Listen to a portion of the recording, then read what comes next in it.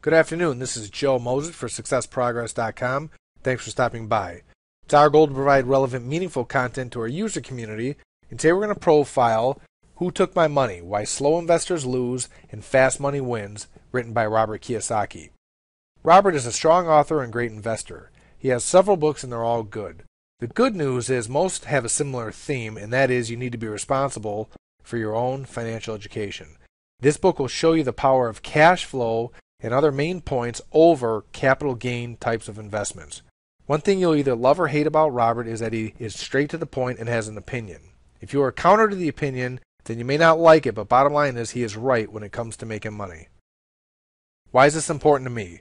Have you ever heard the following? Number one, max out your 401k. There are several things wrong with this strategy that are pointed out in the book.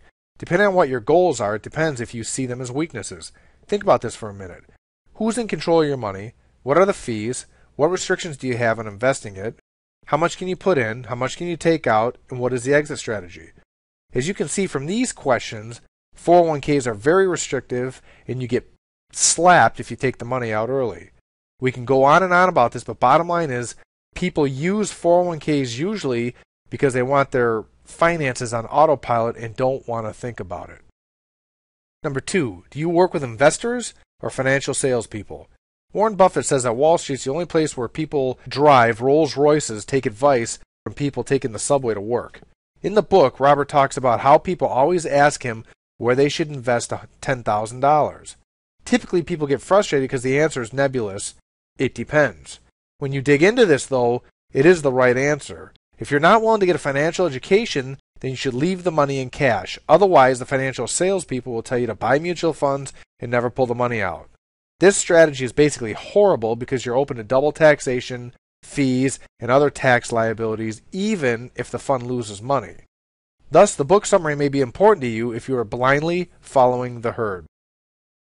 There are several fundamentals in the book that Robert covers, and I'll tackle a few of them in the summary. Number one, game of money. You should think of your life in 4 quarters similar to a football game. First quarter, age 25 to 35. Second quarter, age 35 to 45.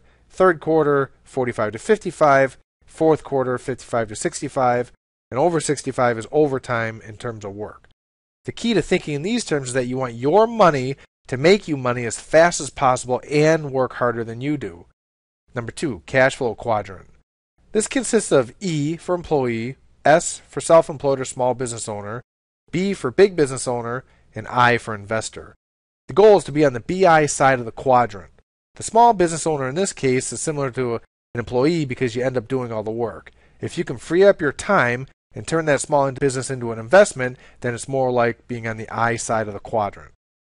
Number three, synergy versus diversification. Synergy means the whole is greater than the parts. 1 plus 1 equals 10.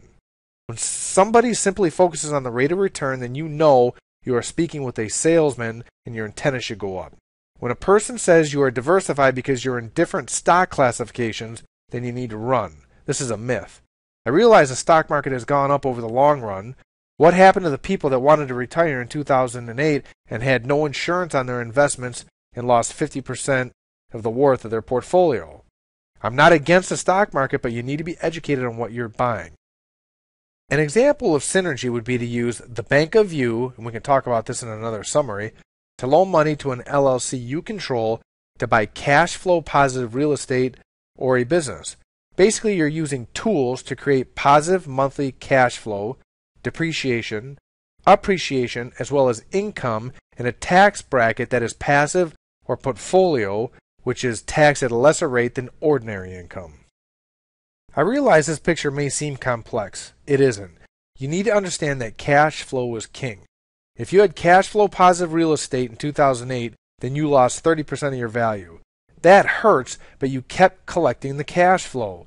The assets still produce all the benefits before the crash and after. You need to think of investments as a pipeline. This chart emphasizes how easy it is once you are educated to make money and become financially free. Using the tools of other people's time, other people's money, and other people's expertise will get you to your goal much faster and will allow you to focus on the 20% that creates 80% of your money.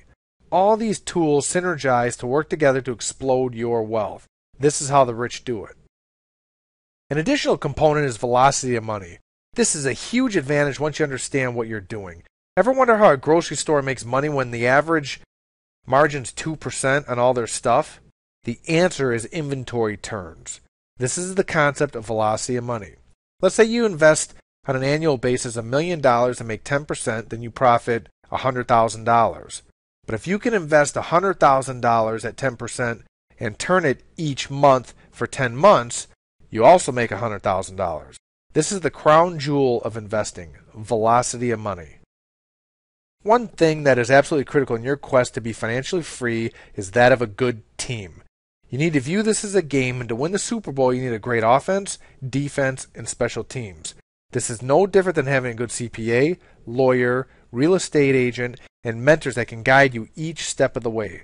Be sure to ask lots of questions and make sure the people you tap into have done things before themselves.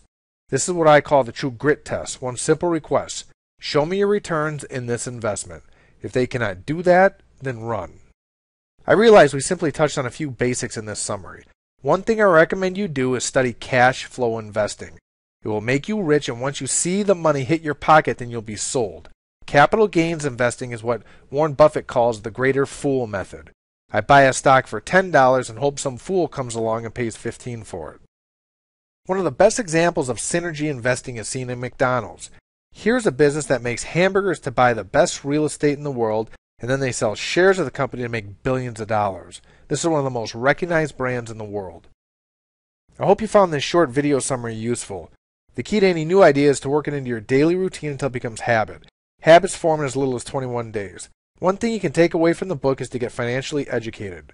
Schedule just 15 minutes per day toward this goal. Do not rely on other people to control your money. I tried this and can tell you from the results were about as pleasant as a daily colonoscopy. If you enjoyed this video, then please do not hesitate to pass it along. And if you want more detail, then click on the link below and purchase Robert's book, Who Took My Money? Thanks for watching and have a great day.